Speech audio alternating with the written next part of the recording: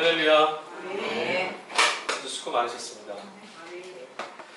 매주일 예배 설교 초두에 어떤 인사를 가지고 설교를 열을까 좀 고민하지 않아도 될 것 같습니다. 왜냐하면 예배에 나와 계신 여러분의 얼굴을 보는 것만으로도 이 시간에는 감동이 넘칩니다. 아멘. 수고 많으셨어요. 아멘. 삶의 자리를 치열하게 볼 수 있는 사람일수록 오늘 내가 서 있는 것이 얼마나 기쁘고 감사한 일인지 실감할 겁니다. 어려운 일들을 당하고 고통 가운데를 통과한 사람은 일상의 평안이 오늘 내가 이곳에 서 있는 것만으로도 얼마나 기쁜 일인지 느낄 수 있겠죠. 저는 한 주간을 이렇게 돌아보면서 늘 세상과 하나님 앞에서의 저의 위치를 돌아보는데 한 주 동안 발견하고 주목하는 세상은 만만하지가 않습니다. 우리가 하나님의 은혜에 목말라 있는 만큼 이 세상은 우리의 영혼을 피폐하게 만들죠. 여러분 한 주간 그곳에서 사셨어요. 수고하셨습니다. 여러분 오늘 우리는 이 말씀, 우리에게 주어진 성서일과 변화주일에 주신 말씀, 특별히 오늘 제2독서를 읽은 고린도후서 말씀, 이 말씀을 통해서 기독교 신앙의 정체성이 무엇인지에 대해서 함께 말씀을 나눠보고 싶습니다. 여러분 우리가 믿고 있는 예수 그리스도, 우리가 믿고 있는 복음, 우리가 믿고 있는 구원의 감동이 도대체 어떤 것인지, 우리의 삶 안에서 이것들을 어떻게 우리가 경험하고 누려야 될 것인지 오늘 말씀을 함께 찾아갔으면 좋겠어요. 여러분 우리는 오늘 우리의 삶을 인도하시고 우리의 걸음을 지켜주시는 우리 인생의 주인 되시는 하나님의 주권을 주목하기 위해서 예배 자리에 나왔습니다. 여러분 우리가 세상에서 우리가 살아갈 때 다른 것이 우리의 주인이고 다른 것이 우리의 삶을 영위해 갈 수 있는 것이 있었다라고 봤다면 또 그렇게 믿었다라면 오늘 우리는 이곳에 있지 못할 거예요. 오늘 우리는 한 주간의 삶 가운데 내 인생의 걸음이 내 뜻대로 되지 아니하고 세상에서 나의 영혼이 안식과 쉼을 누릴 수 없다는 것을 알았기에 오늘 우리의 걸음을 인도하시는 하나님을 배우려고 그의 손을 붙잡기 위해서 예배의 자리를 찾아왔습니다. 네. 세상의 방식으로는 내 영혼의 위안을 얻을 수 없다는 것, 만족을 누릴 수 없다는 것, 자유와 해방, 구원의 기쁨을 경험할 수 없다는 것을 우리는 이미 목격했습니다. 그리고 우리는 하나님의 아들 예수 그리스도 안에서 하나님께서 우리에게 허락하신 그 구원을 붙잡으려고 오늘 이 예배에 나와 있습니다. 여러분 한 주 동안 이런 생각 혹시 해보셨습니까? 여러분이 살고 있는, 여러분이 지내왔던 그 시간 속에 예수님이 계시지 않으면 어떻게 될까? 하나님이 계시지 않고 하나님을 발견할 수 없으면 어떻게 될까? 혹은 우리 이럴 수 있어요. 하나님이 어디 계시느냐고. 근데 여러분 정말 하나님이 아예 없다고 한번 가정해 봅시다. 여러분이 지금 살아가야 될 여러분 각자의 삶의 공간에 주님이 안 계시다라고 한번 제거해 보세요. 그리고 세상을 한번 보십시오. 세상은 지금 주님이 없습니다. 우리가 살아가고 있는 시간이 왜 이렇게 고난스럽고 고통스러울까요? 우리가 함께 살아가는 사람들 가운데 우리는 왜 슬픔의 이야기와 절망의 이야기 속에서 갇혀서 나오지 못할까요? 그곳에 하나님이 계시지 않아요. 하나님이 없는 삶 속에서 우리는 늘 방황합니다. 어디다가 우리의 걸음을 지탱하고 디뎌야 할지 모르기에 우리의 무리에 떠있는 부표처럼 방황하기 마련이에요. 그래서 우리는 뭐 하냐면 도대체 여기서 어떻게 하면 좋을까? 이제 여기서 무엇을 해야 하는가를 질문하면서 그 가운데서 헤매고 살고 있는 거죠. 신앙 안에서도요, 우리들의 신앙 안에서도 이러한 삶의 모습은 이어집니다. 어떻게 이어지냐면 내가 도대체 무엇을 하여야 하나님의 은혜를 경험할 수 있을까? 내가 도대체 어떻게 하여야 어떤 열심을 갖고 나가야 하나님의 사랑을 내가 획득할 수 있을까? 이게 우리 신앙의 모습에서 발견되는 일들 아니겠어요? 여러분 오늘 이 예배 자리에 나왔을 때 아까 제가 서두에 이렇게 말씀드렸어요. 우리는 하나님의 주권을 주목하기 위해서 이 자리에 나왔다고. 근데 여러분 오늘 이 예배에 나온 목적이, 오늘 이 예배에 나온 여러분의 걸음이 내가 하나님께 잘하는 사람, 하나님의 사랑을 얻을 만한 사람이 되려고 오늘 이곳에 나오셨다면 여러분 여기에 안 나오셔도 됩니다. 예배는요, 우리를 사랑하시는 하나님을 보려고 온 거예요. 아멘. 우리가 여기에 있기 때문에 하나님을 사랑하시는 것이 아니라 우리를 붙잡고 계시는 하나님 앞에 서고자 우리 나온 거죠. 아멘. 우리를 사랑하고 우리를 위로할 수 있는 손길을 아무도 보지 못하는 세상 안에서 우리 영혼을 기댈 수 있는 분, 우리 영혼의 위로를 받을 수 있는 분을 찾아서 우리 이곳에 온 거잖아요. 네. 여러분, 하나님 없는 세상, 여러분이 힘겹게 사는 한 주간, 그런 세상의 모습, 그런 삶의 모습을 여러분 정의를 어떻게 내리실 수 있겠어요? 저는 이렇게 정의드리고 싶어요. 우리의 삶의 시간들을 강요하고 우리의 삶의 걸음을 몰아세우는 세상. 여러분이 아마 땀 흘리고 수고한 지난 한 주간의 시간을 아마도 여러분들이 기뻐서 여러분들이 그 고통의 자리를 막 찾아서 달려간 걸음을 하나도 없을 거예요. 이럴 수밖에 없기에. 이렇게 살아야 되니까. 그렇게 달려가지 않으셨어요? 이런 세상은 우리에게 늘 무엇을 말하냐면 네가 여기서부터 저기까지 가야만 한다. 네가 열심히 땀 흘리고 수고해야 된다. 네가 땅을 캐어서라도 네 안에 뭔가를 쌓아놓아야 되고 그 쌓아놓은 것들이 일정 수준을 넘어서 인정받을 수 있다면 넌 그때 성공한 거고 넌 그때 구원을 경험할 수 있다. 이게 세상의 이야기죠. 사람이 사람으로 존중받을 수 없는 게 우리가 살아가는 세상입니다. 여러분도 한번 뒤를 돌아보세요. 사람을 보면서 사람의 지위 고하를 막론하고 그가 가지고 있는 것의 여부를 묻지 않고 그가 지금 어디에 서 있느냐도 따지지 않고 나와 다른 기질과 성향 묻지 않고요. 하나님이 저를 사랑하시고 하나님의 손길 가운데 있는 존귀한 자라고 여러분 둘러보신 사람이 있습니까? 우리는 이 질문을 나에게만 자꾸 하거든요. 아무도 나를 사랑하지 않아. 근데 우리 그렇게 살아왔어요. 뭐가 그렇게 우리를 몰아세웠을까요? 우리는 이런 세상에서 이렇게 살 수밖에 없다라고 이미 답을 내리고 삽니다. 그 길의 끝에 무엇이 기다리고 있는지 우리는 알고 있어요. 이렇게 계속 살아가면 하나님이 계시지 않은 삶의 걸음을 우리가 계속 살아가다 보면 우리의 걸음이 어떻게 될 줄을 알고 있습니다. 제가 아시는 어떤 분이 저에게 예전에 고민을 하면서 이런 말을 하더라고요. 내가 점점 짐승이 되어가는 것 같아. 정말로. 우리들이 사는 모습을 가만히 보면 막 끌려가는 것 같아요. 내몰려서 살고 시키는 대로 해야 되고 그런데 몸부림치지만 벗어날 수는 없어요. 우리는 성경 안에서요. 율법이라는 단어와 복음이라는 단어를 만납니다. 여러분 율법이 무엇인지 감이 좀 오세요? 우리는 이미 교회 생활을 하면서 율법에 관해서 많이 들었고요.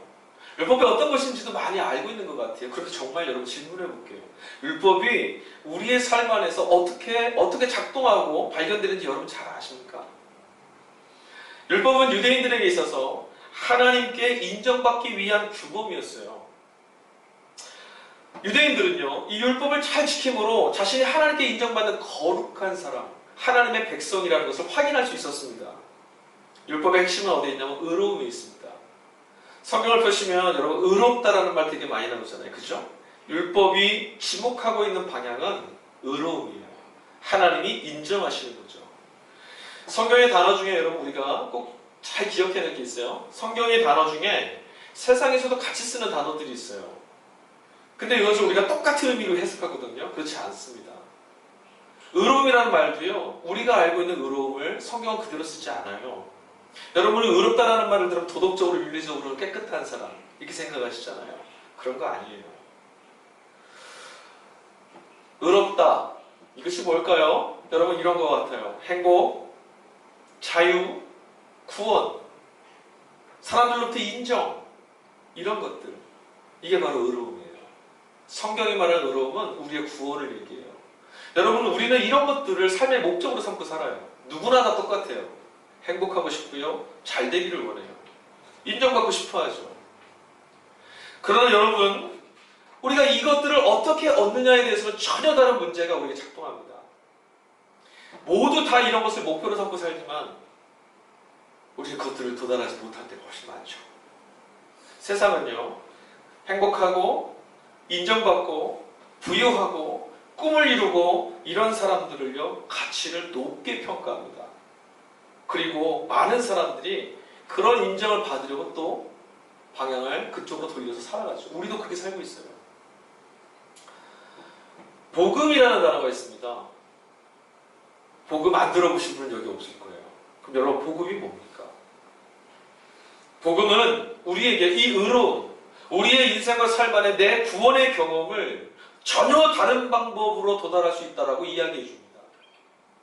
세상은 우리에게 아까 말씀드렸던 행복과 구원과 이런 경험들, 내 인생에 가장 좋은 것들을 목표 삼는 것들을 어떻게 얻을 것이냐. 세상은 우리에게 네가 이만큼 이룬 것이 있어야 되고, 네가 이만큼 쌓은 것이 있어야 되고, 네가 이것들을 행해야 된다라고 우리에게 얘기합니다. 그래서 우리가 한 주간 열심히 수고하는 거예요. 근데 복음은 전혀 다른 걸 얘기해요. 진정한 구원은 거기 있지 않다고 말하죠. 복음은 우리에게 무엇으로 우리가 의로워지고 무엇으로 우리가 이 하나님 앞에 인정받는 이런 복된 삶을 살 수 있다고 말합니까? 예수 그리스도를 믿을 때에 라고 말합니다. 아멘. 여러분, 그렇다면 예수님을 믿는다는 게 뭘까요? 아마도 교회 밖에 있는 분들에게 이 말은 너무나 허황된 말로 들릴 거예요.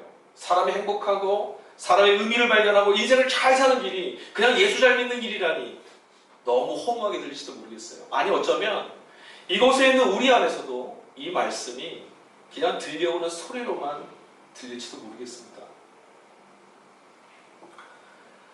우리 이런 말도 하죠. 예수 안 믿는 사람, 그들이 더 의로울 때가 더 많다. 예수 믿는 사람이라 할지라도 의롭지 않은 게 훨씬 많이 있더라. 예수 믿는다고 말하지만 착하지도 않고 의롭지도 않고 더 이기적이다. 그런 비판도 우리 하죠. 근데 그럴 때가 많습니다. 그래서 개중에는 이런 말도 해요. 우리 안에 신앙 안에서 도덕갱신 운동을 하고 좀 더 청결하고 좀 더 거룩하고 좀 더 정직한 도덕성을 회복하는 운동을 좀 하자. 근데 여러분, 이건 복음을 오해하는 거예요. 이런 걸로 그리스도인의 삶이 나아지진 않아요. 무엇을 우리가 함으로, 우리가 뭔가 갱신함으로 우리의 자리가, 하나님 앞에서 우리의 자리가 나아지느냐? 전혀 그렇지 않습니다. 이런 신앙의 모습과 태도는요, 자칫 복음의 본질을 오해시킬 수 있어요. 여러분, 의롭다라는 것이 정말 옳다라는 것을 뜻하는데, 실제로는 이 옳다라는 것이 우리에게 훨씬 더 크고 훨씬 더 많은 영역을 우리에게 보여주고 있다는 걸 우리는 잘 봐야 돼요. 아까도 말씀드린 성공과 기쁨, 구원, 이거 다 사실은 의롭다, 인정받는 일이거든요. 성경 안에 우리가 발견한 사람들, 모세, 아브라함, 다윗, 다니엘, 수많은 사람들 다 어떤 사람이냐면 의롭다 인정받은 사람들이에요. 많은 일을 봤을 때 대단하다, 나도 저렇게 하고 싶다 할 만한 사람들이죠. 공부 잘하고 사회에서 규범도 좀 잘 지키고 모범생으로 사는 사람, 의로워 보이는 사람, 세상에 다 그런 사람을 의롭다고 말하잖아요. 성경은 우리에게 그런 걸로 사람은 의로워질 수 있다고 말하지 않습니다. 우리는 한 주간 동안 이런 것들을 이루려고 달려왔는데 세상은 아니라고 말해요. 그런 것으로, 그런 열심으로, 그런 행함으로 우리가 의로움을 얻고 우리 삶의 목표로 삼는 것들, 우리의 영혼의 구원을 얻을 수 있다고 말하지 않습니다. 끊임없이 내버리는 삶의 방식으로는요, 여러분, 우리는 무엇으로도 만족할 수가 없어요. 여러분 한번 돌아보십시오. 여러분의 한 주간 열심히 땀 흘리고 수고하시고 오늘 예배 자리에 올 때까지 여러분의 그 걸음이 여러분의 삶과 인생을 만족하는 걸음으로 인도해 갔습니까? 여러분 예배에 오시기 전까지 나의 수고함과 월요일부터 토요일까지 땀 흘려 했던 그 모든 일들이 나의 영혼을 안식을 주었다. 여러분 이렇게 고백하실 수 있어요? 하나님은 우리가 헐벗고 굶주리고 사는 걸 원치 않으십니다. 하나님은 우리가 이 땅에서 하나님 안에 하나님이 주시는 복을 누리며 하나님이 주시는 구원의 경험을 하며 이 세상에서 살기를 원하세요. 세상 안에서 낭망하고 버림당하는 그런 삶이 아니라 하나님을 만나서 진정한 영혼의 만족을 누리며 사는 것을 하나님 원하신다고요. 이미 죽은 다음에 천국 가서 얻는 그것이 아니라 여기 이 땅에서 그리스도 예수를 붙잡고 믿는 이 믿음의 길 가운데 하나님이 우리에게 주시고자 하는 게 바로 뭐냐면 이곳에서 하나님의 구원을 누리고 사는 걸 원하세요. 지나갔던 걸음을 돌아보니 하나님 나는 참 만족합니다. 하나님 내 영혼은 평안합니다. 말하는 삶을 하나님 원하신다고요. 그럼 질문해 볼까요?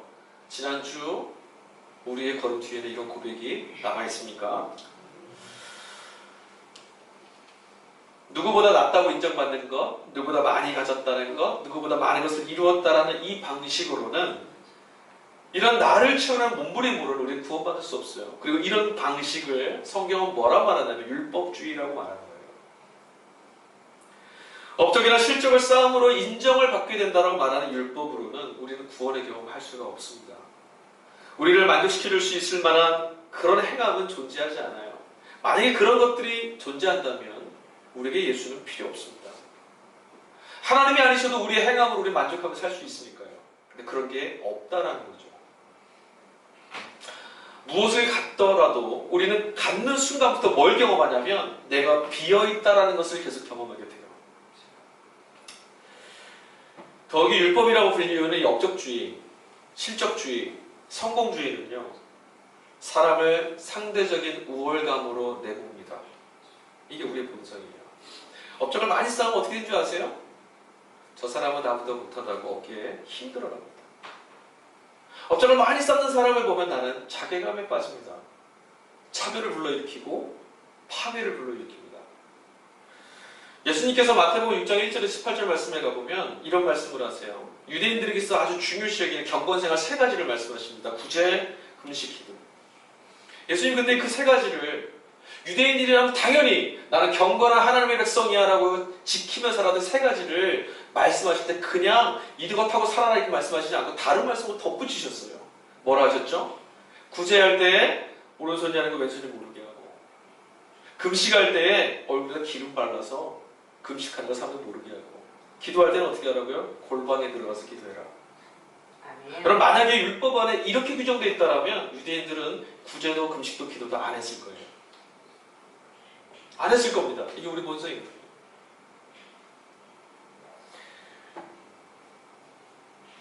무엇을 행한다라는 것, 내가 무엇을 할 수 있다라는 것은요, 나를 만족시켜 나를 구원하는 것이 아니라 그것이 결국 우리의 걸음을 저 사람보다 나는 더 부족하구나라고 하는 절망으로 몰아넣고요, 나의 시선과 말과 행동을 통하여서 나보다 못한 누군가의 가슴에 비수를 꽂는 그런 삶을 강요하게 됩니다. 이 의로움의 반대에 서 있는 것, 이 율법이 추구하는 의로움의 반대에 서 있는 게 바로 십자가예요. 인간 구원이 행함이나 인정을 통해서 얻어지는 것이 아니라 믿을 때에만 가능하다라고 세워진 지표가 바로 십자가라는 거죠. 여러분, 억만금을 가져도 인간은 불행합니다. 제가 이렇게 말씀드리면 억만금을 안 가져봐서 그렇죠, 이렇게 생각하실 수도 있나요? 나는 억만금 한번 가져봤으면 좋겠습니다. 여러분, 이런 말들 많이 하잖아요. 맞아 죽는 한 있어도 돈별 안 맞아주고 맞아보고 싶다. 여러분, 그런 사람이 되지 마십시오. 아멘. 억만금을 가져도 인간은 부족해져요. 아니, 불행해집니다. 왠지 아십니까? 더 갖지 못해서 그래요. 나는 그래도 있기만 하면, 그거 갖기만 하면 나는 겸손하고 감사하면서 잘 살 수 있어. 여러분, 그렇게 생각하실 수도 있어요. 천만의 말씀입니다. 아멘. 낙관주의예요. 그럴 수 없습니다. 제가 근거를 한번 대봐요. 여러분, 우리는 나보다 못한 사람을 보면서 스스로를 돌아보려고 하지 않습니다. 우리가 기준 삼는 사람은 누구죠? 나 이상의 사람이에요. 나보다 못한 사람들을 볼 때 긍휼을 베풀어야 된다고 우리는 알고 있고 마땅하다고 여기지만 정작 내 자신은 나보다 못하고 연약한 사람을 비교하려고 하지 않아요. 그런 이들을 바라보면서 긍휼한 마음을 갖고 그런 이들을 바라보면서 나의 삶을 감사하려고 하지 않습니다. 우린 그저 나보다 더 좋은 사람, 나보다 업적 많은 사람을 돌아보면서 나는 불행하다는 사실을 끌어안고 살려고 하죠. 그런데 우리가 억만금을 가지면 잘 살 수 있다고요? 천만의 말씀입니다. 그보다 더 많은 걸 가진 어떤 사람을 보면서 우리 또 괴로워할 거예요.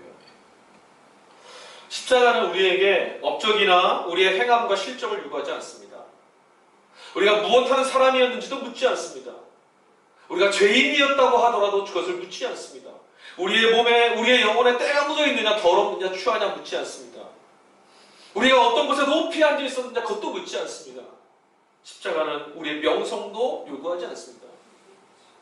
십자가는 하나님과 우리 사이의 관계만을 발견하게 하는 자리예요. 인간을 사랑하시는 하나님, 사랑은요, 용납과 인정 안에서만 발견되는 거예요. 우리 십자가 안에서 무엇을 발견하냐면 하나님이 나를 용납하시고 하나님이 나를 인정하신다는 사실을 발견합니다. 아무짝에도 쓸모없다 말하는 세상 가운데서 우리가 십자가 안에 거할 때 하나님이 나를 귀하게 여기시는구나, 하나님이 이 세상 모두와도 나를 바꾸지 않는다라고 말씀하셨던 그 말씀을 우리가 여기서 발견하는 거죠. 더 해서, 더 가져서, 더 성공했으니까가 아니라 사랑하는 사람이기에, 중요한 사람이기에, 소중한 사람이기에 용납하는 거예요. 하나님이 만약에 우리에게 너희들 이것 잘해서 이것을 행하면 내가 저 은혜로 구원하게 하셨다는 우리는 구원받을 수 없습니다. 여러분 오늘 성서일가에 등장했던 세 가지 본문을 다시 한번 기억해 보십시오. 오늘 첫 번째 읽었던 성서일가 1독서, 읽진 않았지만 성서일 1독서는 뭐냐면 출애굽기 말씀이에요. 그 말씀은 뭐냐면 모세가 산 위에 올라가서 하나님을 뵙고 내려온 장면입니다. 산에 올라가서 하나님을 뵙고 내려왔더니 모세의 얼굴이 광채가 났답니다. 놀라운 일이죠. 근데 그 본문의 말씀 보니까요, 사람들이 모세를 보면서 뭐라고 말하냐면 모세의 얼굴을 주목하였다라고 되어 있어요. 그래서 모세가 뭐하냐면 얼굴을 수건으로 가립니다. 근데 오늘 우리가 읽지 않은 성서일가 제3독서 누가복음 말씀을 보면 6장에 가보면 이 장면하고 아주 똑같은 장면이 또 나옵니다. 예수님이 제자들을 데리고 산에 올라가십니다. 베드로, 요한, 야고보를 데리고 산에 올라가셨어요. 변화산이에요. 산에 올라가셨더니 어떻게 됐냐면 본문은 누가는 이렇게 말해요. 예수께서 기도하실 때 용모가 변하고 그 옷에 광채가 났다라고 얘기합니다. 산에 올라갔다 하나님을 뵙고 내려왔더니 얼굴에 광채가 났던 모세와 산에서 내려오실 때 얼굴에 광채나는 예수의 모습이 흡사해 보입니다. 차이가 하나 있어요. 출애굽기 오경의 기자가 기록했던 모세의 얼굴과 누가가 기록했던 예수의 얼굴이 뭔가 좀 다릅니다. 왜 다른지 아십니까? 예수님이 산에서 내려오시자 그 안에 뭐가 있었냐면 귀신 들린 아들을 낳게 하려고 찾아오는 아버지가 있었어요. 제자들이 그 아들을 붙잡고 씨름했지만 낳지 못했습니다. 귀신을 내쫓지 못했어요. 예수님이 그곳에 오셔서 그 아들을 낳게 하셨습니다. 귀신을 내쫓았습니다. 누가복음 본문 말씀 6장의 마지막 끝에 가보면 뭐라고 말하냐면 사람들이 하나님의 위엄을 보았더라 이렇게 기록하고 있어요. 오경의 기자는 모세가 산 위에 올라가서 영광의 광채를 입고 내려왔을 때 사람들이 모세의 얼굴을 주목했다고 말하는데 누가는 예수님이 땅에 내려오셔서 행하셨던 그 일들을 통해서 사람들이 하나님의 위엄을 보았더라 이렇게 말해요. 여러분 예수님을 통해서 사람은 무엇을 보냐면 영광을 봅니다. 영광이 뭔지 아세요? 동력교회에서는 영광에 관해서 여러 번 말씀드려서 여러분 아셔야 되는데 그래서 여러분 잠깐 까먹으시니까 제가 또 말할 수가 있죠. 여러분의 하나님의 영광, 하나님의 거룩을 어떻게 경험하고 만날 수 있습니까? 우리 입으로는 하나님의 영광이십니다 말하죠. 도대체 어떻게 하나님의 영광을 경험하세요? 하나님의 영광은 성경이 말하는 하나님의 영광은요 정확히 이 말과 똑같아요. 여러분이 성경 안에서 영광이라는 단어를 발견할 때 이걸 대입해 보세요. 하나님만이 하실 수 있는 일이 이곳에 벌어졌다. 그걸 목격할 때 사람들은 뭐라 하냐면 하나님의 영광이 이곳에 있다 말하는 거예요. 하나님의 영광. 예수님이 산 아래 내려오셨습니다. 예수님이 내려오시는 순간 사람들은 무엇을 보았냐면 야 하나님만이 하실 수 있는 일이 저 안에 있구나. 예수 안에 하나님만이 하실 수 있는 일이 지금 벌어졌다는 거죠. 복음은 사람이 할 수 없는 걸 하나님이 하신다는 상황입니다. 오늘 세상은 우리에게 무엇을 얘기하냐면 너희들이 이것을 하지 않으면 안 된다고 얘기합니다. 네, 그게 사실입니다. 복음은 무엇이라 말하냐면